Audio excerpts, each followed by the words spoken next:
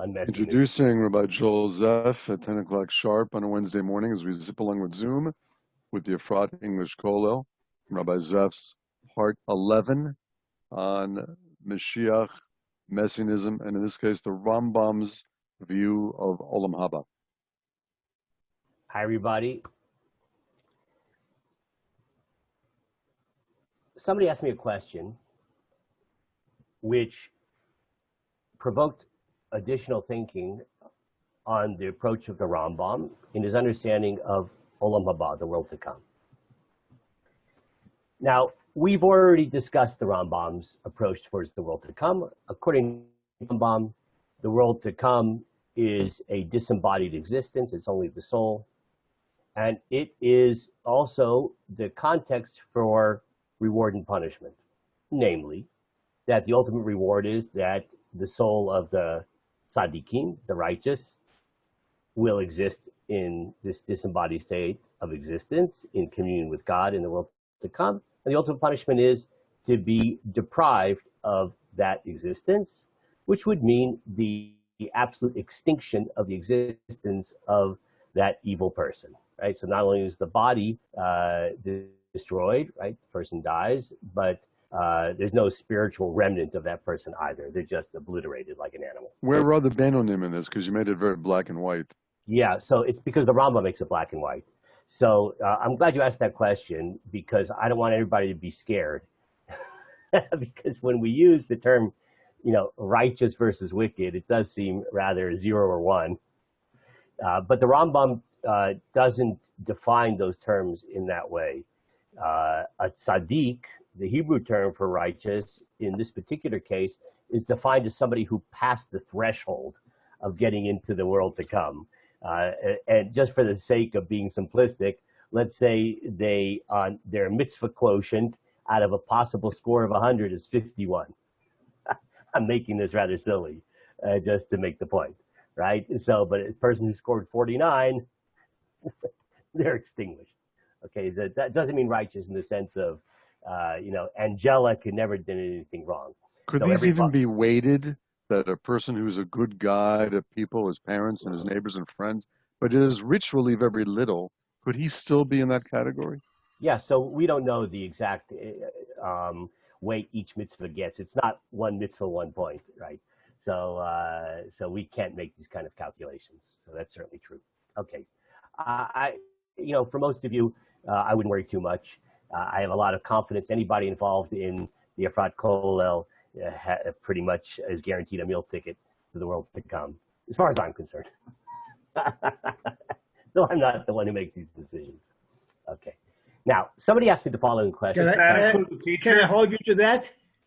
Yes, absolutely. I'll put it in writing. Good. Does that include the teachers? The teachers. I'm sorry? It includes the teachers too.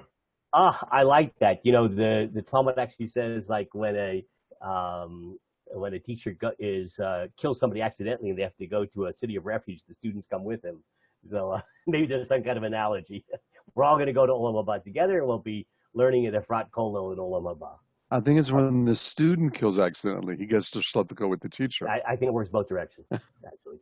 In any case, the following question was asked of me.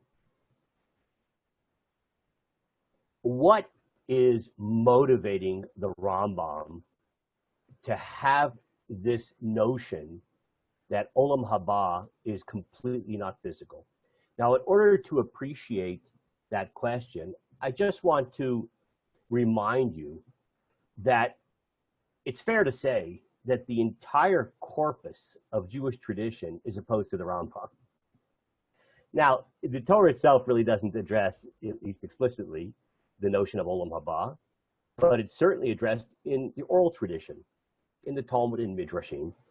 I want to give you 2 examples, one from a Midrash and one from the Talmud, that make it abundantly clear that Olam HaBa is physical.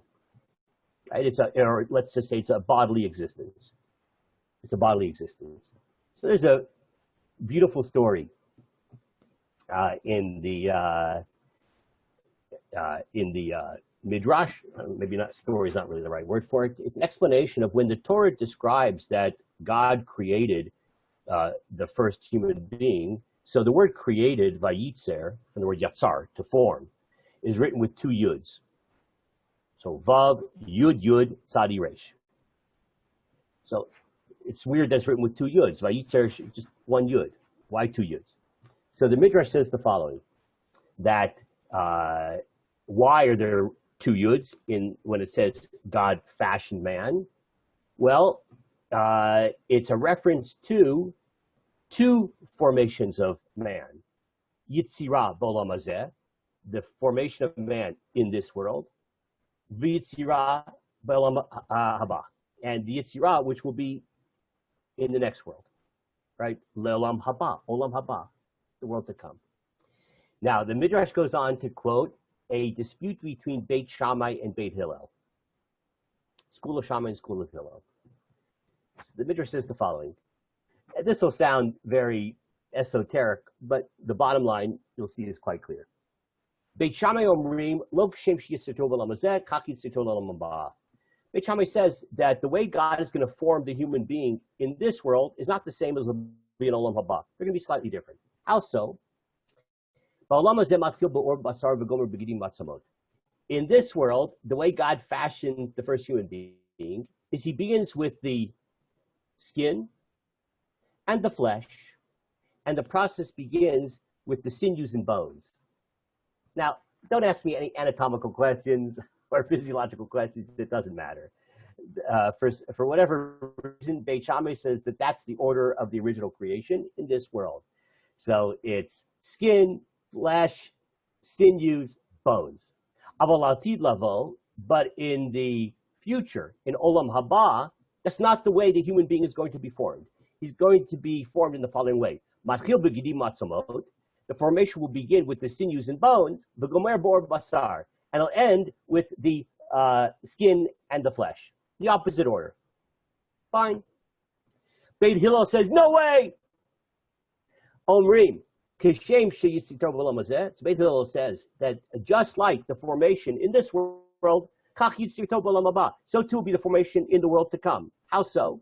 In this world, the process began with skin and flesh, and then ends with sinews and bones. So too, in Olam Haba, it'll begin with the skin, the flesh, and end with the sinews and bones, the same order. Now, I don't want to discuss that dispute, but what I do want to point out, whether you hold like Beit Shammai or Beit Hillel, and those are the two choices, Beit Shammai, Beit Hillel, everybody agrees we're going to have a body. That's the whole point of this midrash. It's describing the formation of the body we're going to have in Olam Haba. And the only dispute is the process of the formation. What's going to be the order of the body parts? Just so a typical Talmudic midrashic source that takes it for granted, no matter who you hold, like Beit Shammai or Beit Hillel, everybody agrees there's going to be a body. I want to share with you another passage, which this time is from the Talmud, Masechet Baba Batra, and it says the following. It says that this world is not going to be like the next world. Olam Hazeh is not going to be exactly like the next world when it comes to wealth possession. Wealth possession. How so? Someone says the following. Ha'olam hazeh adam yesh lo sadeh lavan, ein lo sadeh pardes. Sadeh pardes, ein lo sadeh lavan. In this world, people are who are involved in agriculture are usually specialized, based upon all kinds of different considerations, into what type of agriculture they're involved in. Someone who is a farmer, who specializes in wheat, so fields, right? Fields. They're not going to be a farmer who then specializes in orchards, right? You either do one or the other. If you do fields, it's fields. If you do orchards, it's orchards. You don't do both. Don't ask me any questions about modern agriculture, and my third cousin lives on a kibbutz, and they have orchards and fields. Don't ask me those questions, okay? So then the Talmud says, but in Le'olam Haba, in Olam Haba, it's going to be different. That in the world to come, you're going to be so wealthy that you're going to possess real estate for agricultural purposes that are suitable for fields and for orchards. Everybody's going to be so wealthy, you're going to have fields and orchards. Okay, now again, I'm not interested in discussing agriculture and economics, etc. But obviously, if the Talmud says that in the world to come, there's going to be such abundance and prosperity, etc., that everybody's going to have orchards and fields, that presumes a material existence by definition. Okay, so here's the question. These are just two sources of many, many, many sources from our oral tradition, which describe Olam HaBa, and it's obvious from those sources that Olam HaBa is a bodily existence. So what is pushing the Rambam to say something which seems so out of harmony, so disjunctive from what our entire oral tradition seems to say about Olam HaBa? What's pushing him? That's why I want to explore in the next few minutes.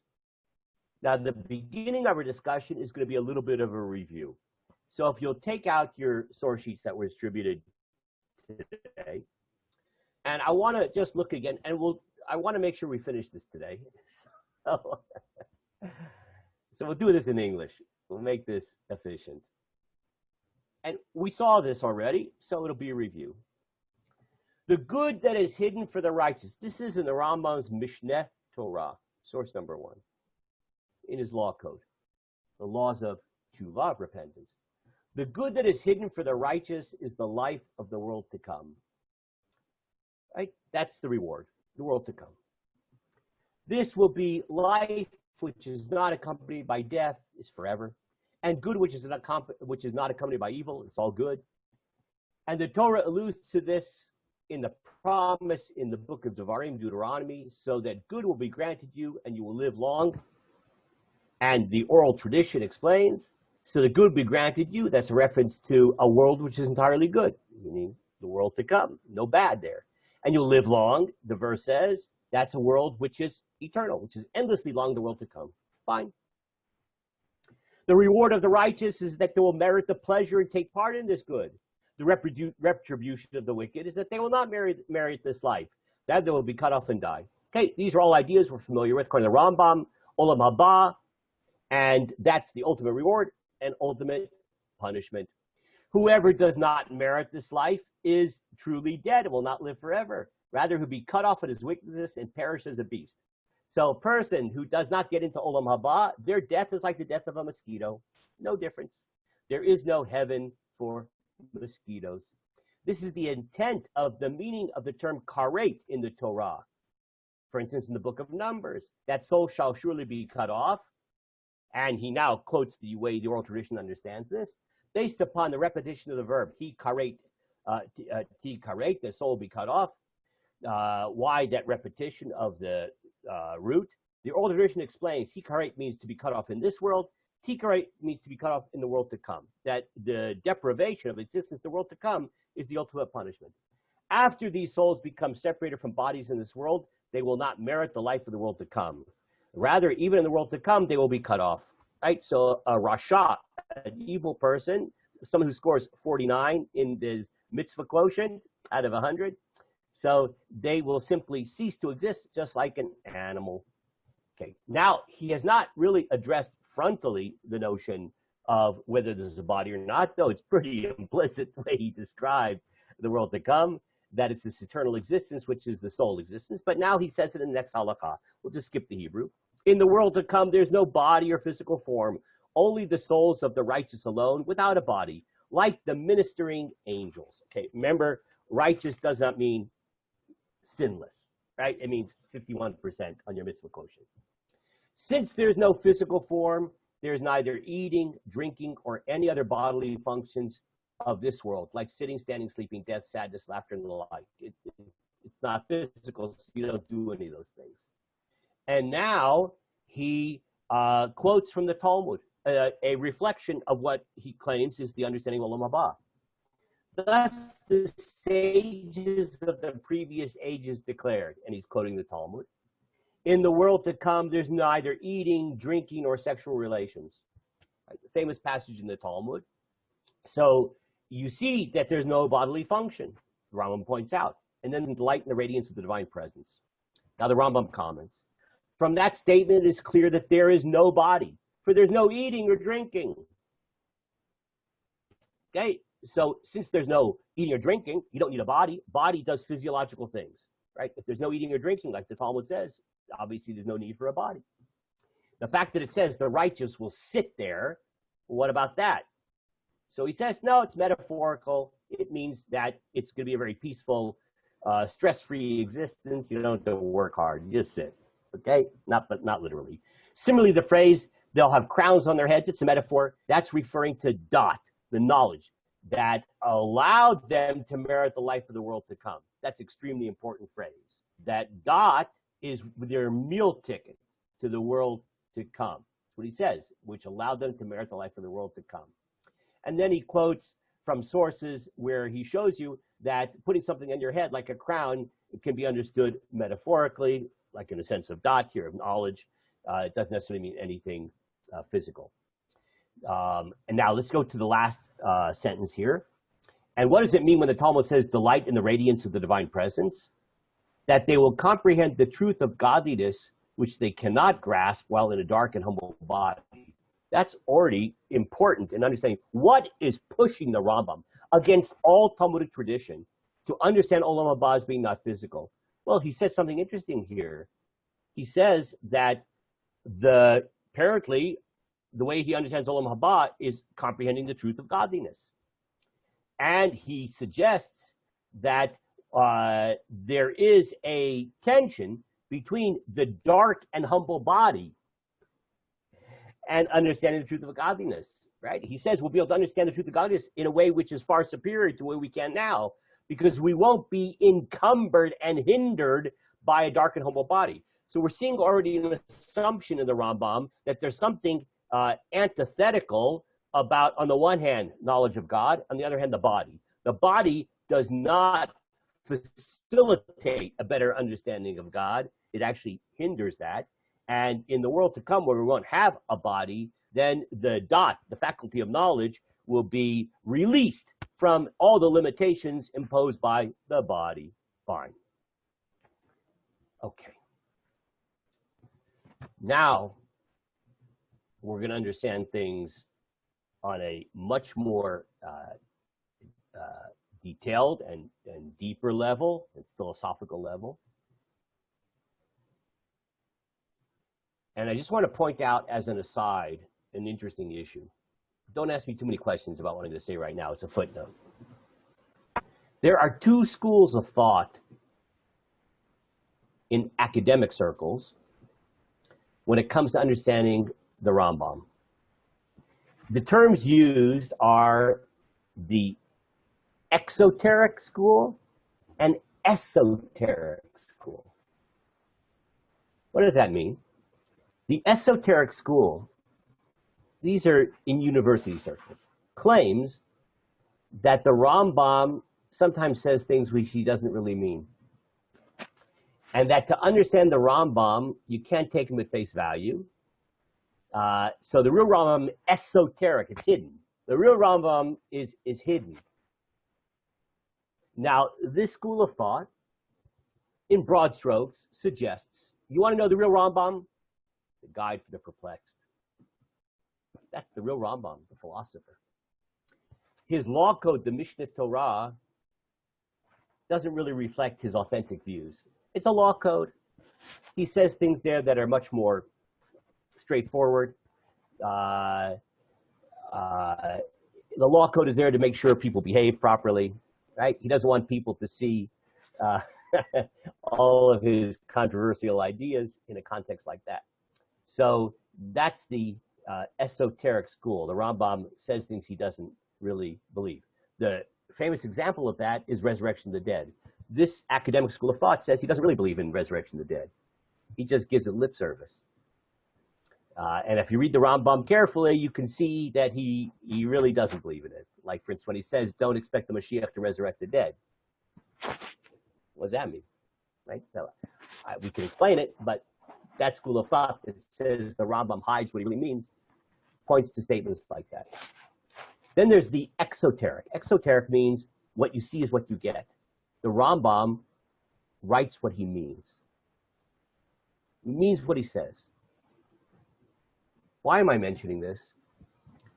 Because you may have heard of David Hartman, Rabbi Professor David Hartman. He was a well-known rabbi, was from Canada, I believe, originally, or at least it was a rabbi in Canada. And then he made Aliyah. He was professor at Hebrew University and Hartman Institute. You may have heard of it. He wrote a book called Maimonides, Torah and the Philosophic Quest. And Professor Hartman, who's no longer alive, was of the exoteric school. That is, the Rambam means what he says. And his proof was that this notion that there's two Rambams. There's the real Rambam in the Guide for the Perplexed. There's the fake Rambam in the Law Code, the Mishnah Torah. He says it's obviously wrong, because if you look in the Mishnah Torah, there are major passages which are philosophical, just like in the Guide for the Perplexed. If the Rambam was trying to hide his philosophical self, his authentic self, he wouldn't have included passages in the Mishnah Torah which are pure philosophy, very similar, maybe even identical to the kinds of philosophy he engages in the Guide for the Perplexed. Fine. I'm telling you that right now because we're about to see an example of that as we move further. So we're learning the Mishnah Torah right now, but it's going to get very philosophical. Does Rabbi Rabinovich has an opinion on that? Who did major study of the Rambam? Yeah. Almost all Orthodox rabbis or even academics side with the exoteric school. That is, the Rambam means what he says.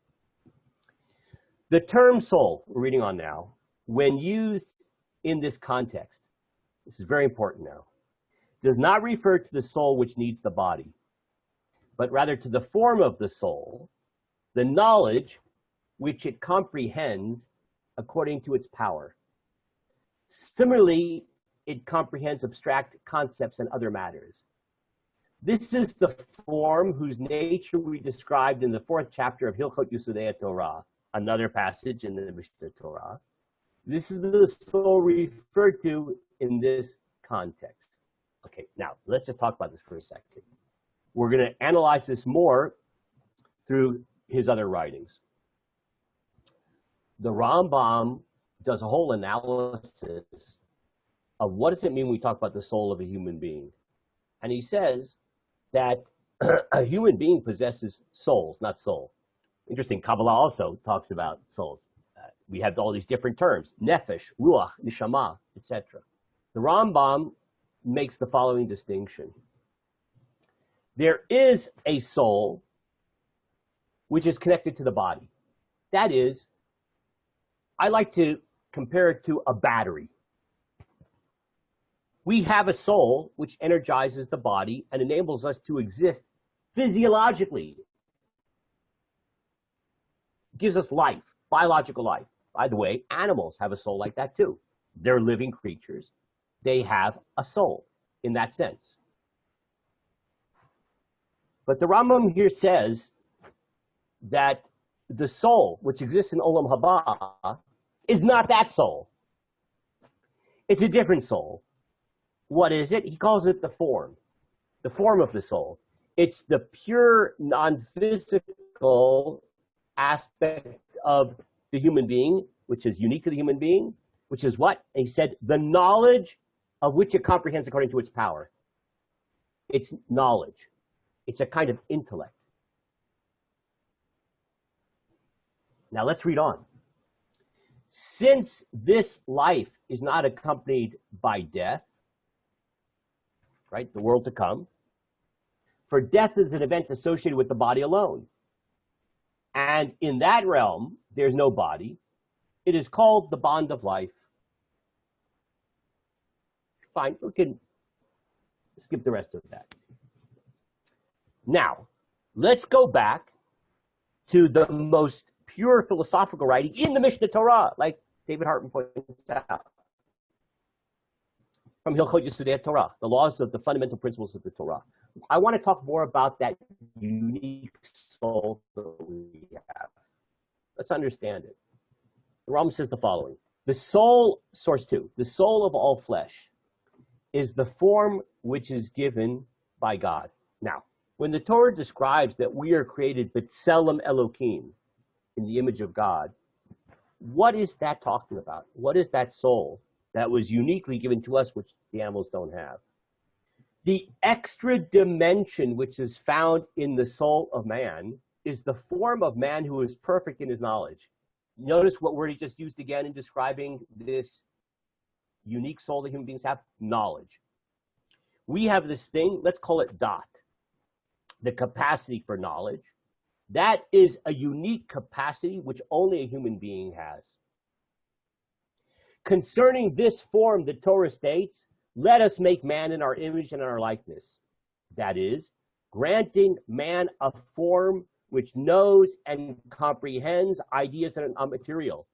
The capacity to understand things that are not material. Like angels. Angels are able to comprehend things which are not material. Who are formed without body until it can resemble them. Yes, go ahead. Isn't Dibur also a different level of animals than of animals? Yeah. Besides knowledge? Yeah.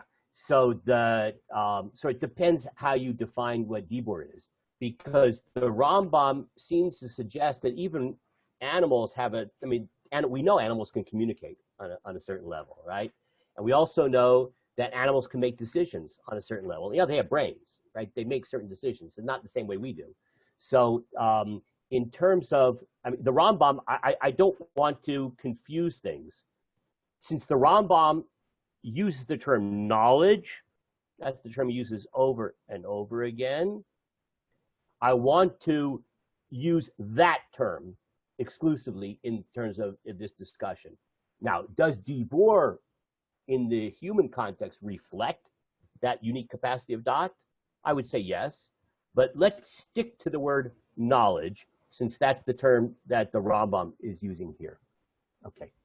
This statement does not refer to the form of the body perceived by the eye, right? When we're made in God's image, it doesn't mean shape. It doesn't mean mouth, nose, cheeks, and the remainder of the structure of the body. This is referred to by the Hebrew word toar, form, appearance. And it is not the soul found in all living flesh, right? Even animals have a soul, but that's not the unique soul that we have, right? Every animal, all living things have a soul, which allow it to eat, drink, reproduce, feel, and think. Animals can feel and think, right? That's what I was referring to before. On a certain level, they can feel and think. And they have a soul which facilitates that. Rather, knowledge, again, that term, knowledge, is the form of this dimension of soul. The unique soul that we have is knowledge. And it is concerning this form of the soul that the verse states in our image and our likeness. When it says that God made us in his image and likeness, it refers to dot, this capacity to acquire knowledge. Frequently, this form is referred to as nefesh or ruach. Therefore, one must be careful regarding these names, lest another person err regarding them. Each name reveals its characteristics. Rambam says it can be very confusing because there are all these terms, but they're not used consistently. So you could have a term ruach or nefesh, right? But sometimes that refers to the battery, the biological soul that also animals have. And sometimes it can refer to the unique soul that we have, which is dot, which is the capacity for knowledge. So you have to be a little bit careful when we see these terms used. Okay, now watch this. So everybody has to oxygenate their brain for a second, because this is going to be a little subtle, but really is opens up this issue in a way which I never fully understood before. The form of this soul is not a combination of the fundamental elements into which it will ultimately decompose, nor does it come from the neshama, so that required the neshama required is the body. Rather, it is from God from heaven. Let's talk about this for a second. This unique soul, this dot, the capacity for knowledge, he says it's not a combination of fundamental elements. According to Rambam, which is based upon the science of his time, and similar to the way we also understand things, that all matter is composed of fundamental particles. Protons, neutrons, electrons, we use those terms now. Quarks, strings, whatever it is, the current theory, but there's fundamental particles. Rambam also held that. Everything that exists in the material world is composed of these fundamental particles, some combination of these fundamental particles. The unique way that these particles are combined creates the unique form that these different things that exist in the material world take. Now, by the way, it's important to remark here, that doesn't mean that something which is composed of these four fundamental particles is something you can touch. Doesn't mean it's material in that sense. There are many things that exist in the material world, like air, that is composed of fundamental particles. Doesn't mean you can touch it or see it, right? So there is a biological soul that all animals have, including human beings, which is material. Again, not that you can touch it. If you did surgery, you won't find it. But it does exist, and it is material in the sense that it's composed of these four fundamental particles. Now, anything that is material ultimately decomposes. It's the nature of anything which is stuff. Even if it's very subtle stuff, like the soul. It's composed of the biological soul, the battery. It's composed of these four fundamental particles, and it decomposes like everything else. Rather, this dot, this extra soul we have, is from God. It's direct. It's this special, unique thing we have that enables us to acquire knowledge of God, and it is not composed of these four elements. Let's read on. Therefore, when the matter of the body, which is a combination of the fundamental elements, decomposes, right? Person dies. Those four elements, they decompose. And the neshama ceases to exist. Neshama, according to the Rambam, is the biological battery. It's composed of these four fundamental particles. So when the person dies, what happens? So that also decomposes. That also disappears because it's part of the material world. It's subtle. You can't touch it. You can't see it, but it's part of the material world. It's the battery which allows us to function physiologically. After death, it ceases to exist. For the neshama exists only together with the body and requires the body for all its deeds. This form will not be cut off, for this form does not require the neshama for its deeds. This form meaning the special soul that we have, dot, that's not made of the four fundamental particles. That's pure abstraction. And therefore, it still exists. This capacity for knowledge, the knowledge, that is not affected by death, right? Because it's not material. It's not made of the four fundamental particles. Let's read on. Rather, it knows and comprehends knowledge, which is above matter, knows the creator of all things, and exists forever. So that special capacity called dot, in a sense, death is irrelevant to it because it's not material whatsoever.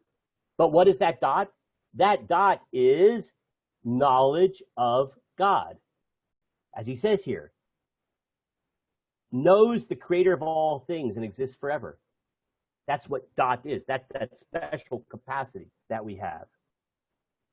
In his wisdom, Solomon says the dust will return to the earth as it originally was. That means the body and the biological soul. And the ruach, the unique dot, which is knowledge of God, that returns to God who granted it. That continues to exist because death is irrelevant to it. Now, I want to now go to the Guide for the Perplexed, his philosophical work. You're going to see how the Mishnah Torah and the Guide for the Perplexed are in perfect harmony with this. This is right at the end of the Guide for Perplexed, and he talks about the different levels of perfection that a human being can achieve. The highest, he divides it up into 4 levels of perfection. The highest is the 4th, and look how he describes it. What is the goal? What are we doing here? What are we doing here in the Efrat Kollel? What's the purpose of our existence? The 4th highest kind of perfection is the true perfection of man. By the way, someone actually asked me, it says man, obviously not woman. Does not mean that. The possession of the highest intellectual faculties, the possession of such notions which lead to true metaphysical opinions as regards God. Knowledge of God is the content of this unique soul that we have, which is utterly not material. With this perfection, man has obtained his final object. It gives him true human perfection. It remains to him alone. It gives him immortality, and on its account, he's called man. We're unique because we have this knowledge of God. It gives immortality by definition because it is not connected to the material world. It's not composed of the 4 fundamental particles. So death only affects the body and the biological soul, that part of our material existence which energizes our material being. The prophets have likewise explained unto us these things, and have expressed the same opinion on them as the philosophers, that the knowledge of God, true wisdom, is the only perfection which we should seek, and in which we should glorify ourselves. Jeremiah, referring to these 4 kinds of perfection, says, thus saith the Lord, let not the wise man glory in his wisdom, neither let the mighty man glory in his might, let not the rich man glory in his riches, but let him that glorieth glory in this, that he understandeth and knoweth me, knowledge of God. Okay, now I'll take a step back and let's put this together. This is absolutely fascinating. The Rambam has certain postulates here, certain assumptions that he's making. He posits that we have these 2 souls. One of them is our biological battery. It's essentially material. Again, doesn't mean you can touch it or feel it or see it. It's composed of 4 fundamental particles. When a person dies, it goes with them. That's the end. It goes with the body. It decomposes. But then we have this other thing called knowledge of God. Knowledge of God. That, by definition, is the uniqueness of the human being. And by definition, it's impervious to death. Now, what's amazing is the following. I'm stepping out a little bit on a limb right now.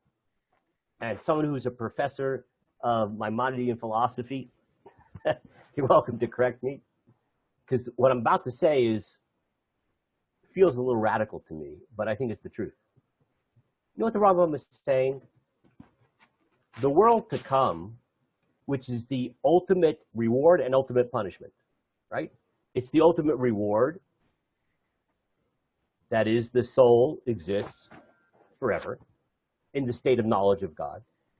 And the ultimate punishment is the deprivation of that existence. That is not a decision of God. Let me explain what I mean by that. It's not that God looks at somebody and says, okay, now let me do the math here. Okay, I want to figure out his mitzvah quotient. Okay. Scored 51 out of 100 points. I'm now going to, upon death, transport this person's soul to this 5-star hotel called the world to come. And that soul is going to exist in a blissful state of receiving the radiance of the splendor of the divine presence. Then somebody else comes before God, the heavenly court. God does the calculation, 49 out of 100. Oy vey. God then presses the delete button on that person, and they just cease to exist. Both the body and the soul. That's it. God deletes their soul like an animal. That's not true according to the Rambam. The way it works is it's completely natural consequence. Completely natural consequence. In a certain sense, you decide on your own whether you get Olam HaBa or not. How's that work? Because look what the Rambam just said. We have two souls. One soul is attached to our material existence, the biological battery. When a person dies, that soul ceases to exist automatically because it's part of the material world. It decomposes like the body. If a person possesses dot, which is the highest goal and achievement of a human being. Now, what is dot? It's knowledge of God. That is that soul. It's knowledge of God. If we possess that soul, dot equals knowledge of God, by definition, we exist in the world to come. Because that aspect of the human being is impervious to destruction or decomposition. So automatically, it's in the world to come. And automatically, the quality of the world to come, which by definition is disembodied, everything else disintegrates. That's the way of the world, including the biological soul. The only thing that continues to exist is the knowledge of God, which is the completely non-material part of our being. The quality of that state of existence in Olam HaBa, which is automatic. It doesn't require divine decision. It's a natural consequence of possessing that knowledge of God. The quality of that existence will be a quality of knowledge of God that you achieve. The more knowledge of God you have, the more ecstatic ecstasy there will be of the existence in the world to come. But didn't you say we can't get access to that until after this world? Yeah, so because the knowledge of God that we achieve here is real, and it's the goal of our lives, but it's hindered and encumbered because it's housed in a body. That's what Rambam said at the beginning of today's discussion, right? So once that faculty of knowledge of God is liberated from the shackles and darkness of the body, it automatically, that is the world to come, automatic.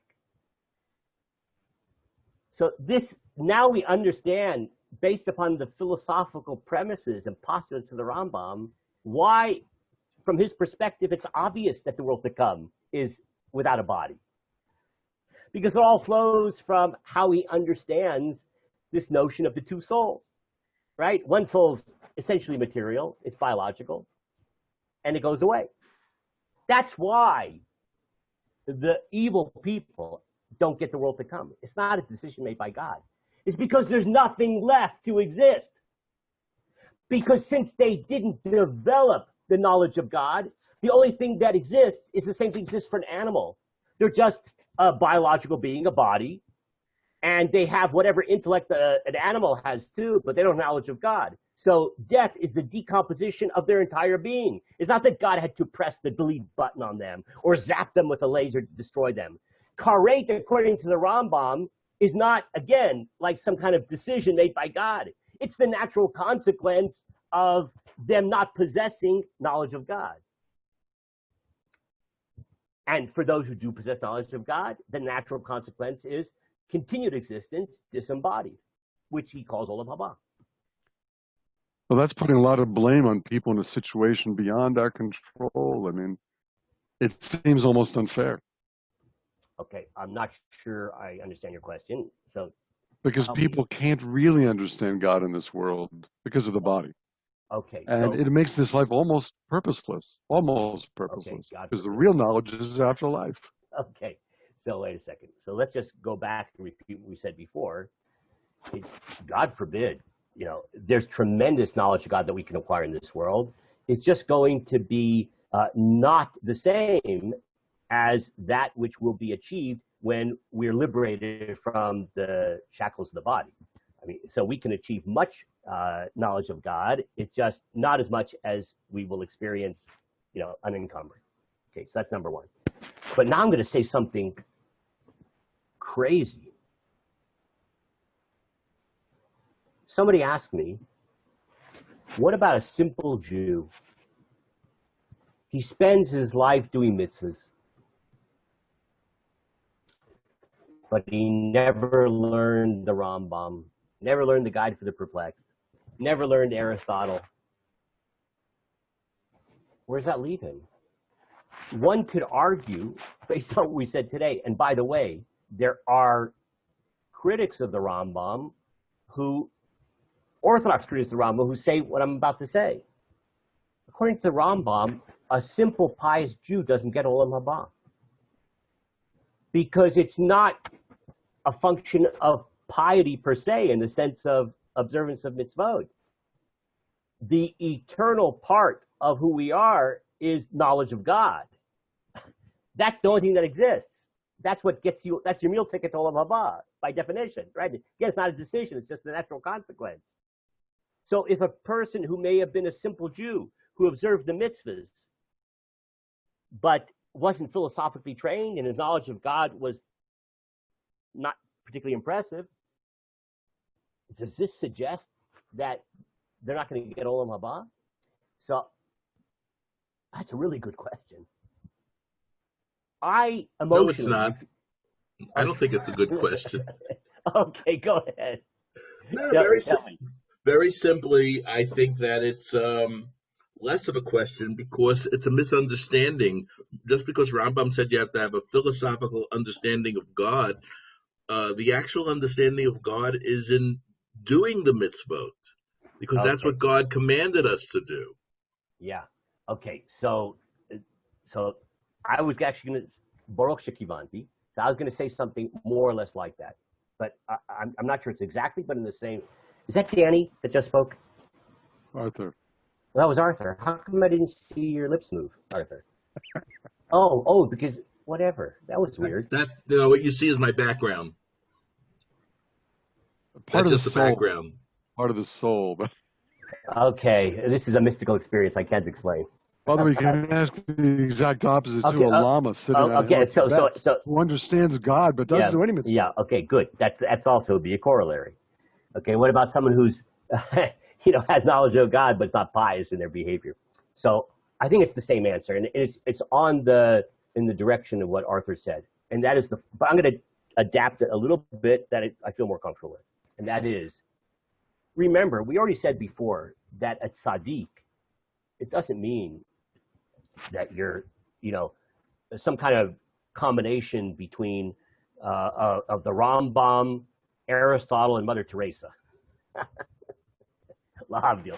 I'm just being funny here, or attempting to be.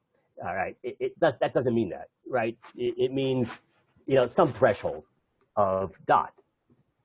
So I think what Arthur's saying, and essentially the direction I want to go, it's impossible to be an observant Jew without acquiring a certain level of dot. There's no way to daven 3 times a day to say the Shemona Esrei. The Shemona Esrei itself is a kind of theological statement. There's no other way to say the Shema twice a day without absorbing a certain amount of knowledge of God. Right? So a life of observance, by the very nature of living a life like that, is going to impart a certain level of knowledge of God. And that level of knowledge of God, again, we don't know the threshold to achieve Olam HaBa, but I'll assume that if a simple Jew who is observant, the knowledge of God that they will acquire by virtue of the saying Shema twice a day and davening 3 times a day and observing Shabbat and all of the kind of spiritual philosophical messages that these mitzvot communicate, that will convey and develop sufficient knowledge of God, that will assure that person's eternal existence as a function of that extra soul, which is immortal, that dot. Arthur, is that whatever? I think we're more or less saying the same thing. Now, I just want to address Bruce's point, and that is the converse. What if we have somebody who has a PhD in knowledge of God, but doesn't observe the Torah? So I would say the following. It's sort of the same answer, and that is, it's a, from the Rambam's perspective, it's an impossibility. That the knowledge of God, right, the Rambam thinks that all the mitzvot of the Torah are totally logically compelling. In a certain sense, the Rambam considers the mitzvot to be the kind of practical implications of philosophical perfection. Right? If you are sufficiently developed philosophically, you will observe the mitzvot. It's sort of like, perhaps you could say that when our Talmudic sages say that the patriarchs and matriarchs observed the mitzvot before the Torah was given. Like, what does that mean? So according to the Rambam, the Rambam considered them great philosophers. Right? Avram was a great philosopher. So his observance of the mitzvot, whatever that means, before the Torah was given, is a way of saying that just that ethics, proper behavior, is a corollary of philosophical understanding of knowledge of God. And not just ethics, but also ben adam lamakom, right? The mitzvot, that it's not so obvious that how they flow from philosophical premises. But I believe the Rambam, he does say this explicitly in the Guide for the Perplexed. He says the Torah says that all the nations of the world will say, how wise is this nation? Am chacham v'navon, a wise and understanding of nation. He says it's got to be that the mitzvot make sense, that they're philosophically impressive. Because why would anybody look at somebody else who does crazy, irrational things, right, and say, wow, that person is wise and of great understanding, if they're just doing stupid things that look stupid and ridiculous? Sometimes looking at the grass greener on the other side is maybe what they're saying. Just because the Jews live a different lifestyle, that's already impressive? Yeah, it's impressive. Of course it's impressive, because they're, 2,000 years of suffering, and they still do things a certain way. Yeah. So I'm not. So the Rambam points out that one could say, perhaps based on what you just said, that wow, they have a lot of tenacity, or something like that. But the Torah says, "Am chacham v'navon," wise and of understanding. Right? That's not just addressing tenacity. That's specifically in terms of, wow, it really makes sense the way they live their lives. It's again those outside looking in. Yeah. So I don't want to belabor the point, but I think it's the answer, and it's really the corollary of the first answer we gave, and that is that a proper understanding of God, proper knowledge of God, will lead to piety. Right? The two are intertwined from the Rambam's perspective. So from Rambam's perspective, it's the two things are impossible. That is, it's impossible to have somebody who's only pious but doesn't have knowledge of God, because the piety will lead to knowledge of God inevitably. And the opposite, that it's impossible to have somebody who has knowledge of God but it's not pious, because knowledge of God by definition leads one to piety. And if one doesn't have a pious life, that means there's something defective in your so-called knowledge of God. Okay, now, what have we shown today? In a really amazing way, I'm really grateful that people ask questions, which led to this, is really understanding in a compelling way what philosophical premises led the Rambam to understand Olam HaBa in a way which conflicts totally with Jewish tradition. This notion of it being disembodied. It's based upon what we said today, right? That the only part of us that is immortal is this thing called knowledge of God. Knowledge of God is what makes us unique, and knowledge of God is the whole end-all and be-all of why we're here on this planet, to increase knowledge of God. And what happens after we die is simply a function to what extent we have knowledge of God, which is our immortal aspect. So if we have a sufficient amount of it, we're immortal. That's called Olam HaBa, right? Subsequent to death, no body. Everything else decomposes, the nature of physicality. Someone who doesn't have knowledge of God will cease to exist as a natural consequence, because the only thing they have is their body and the soul, which is the battery of that body, which is actually material itself, is made of the four fundamental particles. Okay, I just want to point out now, in conclusion, a passage which you may be familiar with. The Vilna Gaon, source number 4. The Vilna Gaon comments on the Rambam. This is in the Vilna Gaon's commentary on the Shulchan Aruch. And the Vilna Gaon is talking about the fact that the Rambam denies the reality of any kind of sorcery, incantations, all these kinds of things. I'll read it in Hebrew. The Gra, the Vilna Gaon, died at the end of the 18th century, one of the greatest Talmudic geniuses ever lived.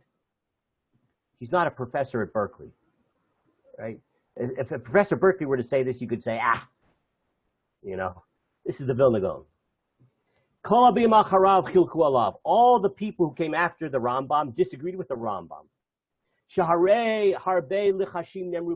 There's all kinds of discussions in the Talmud which discuss sorcery and incantations, etc. But the Rambam was drawn after the accursed philosophy. The Rambam was drawn after the accursed philosophy. That's why he wrote that all the sorcery and amulets and demons, it's all a lie. It's not all a lie. It's all true. Why did the Rambam write that? Because he was drawn after the accursed philosophy.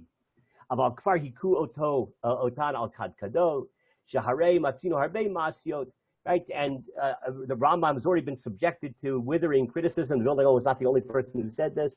After all, the Talmud and Midrashim are full of stories like this, and that is the source of truth, not Aristotle. So just in conclusion, it is really fascinating to note that what have we achieved today? We really understand what compelled the Rambam to have his theory about Olam HaBa. It's based upon the postulates that he makes. And his postulates are apparently based upon philosophical systems developed within the world of Greek philosophy.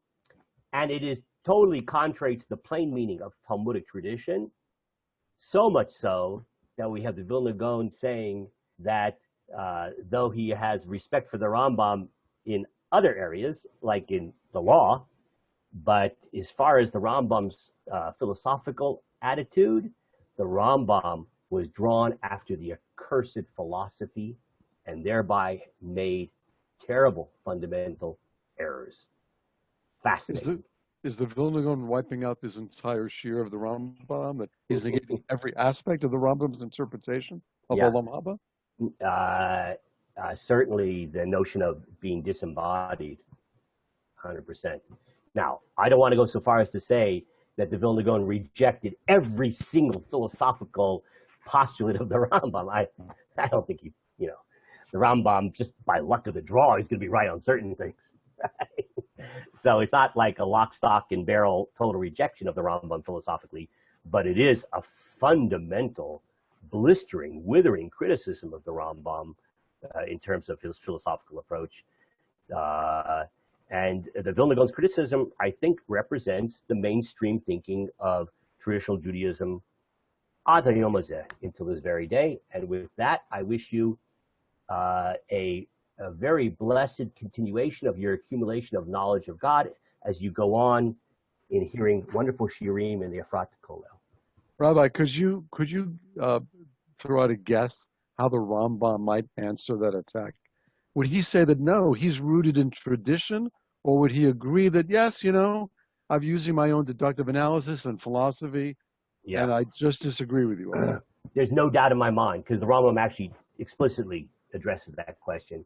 He says, he doesn't name the Vilna Gaon by name, obviously. He lived hundreds of years later. He says people make a tragic mistake by taking these Talmudic sources at face value. They're not meant to be taken literally. They are meant to be taken seriously, and one has to understand the deep philosophical truths of the great rabbis, who themselves were also philosophers. And with that, Rav Chaim will continue. Take care. Bye-bye. Thank you. Bye-bye.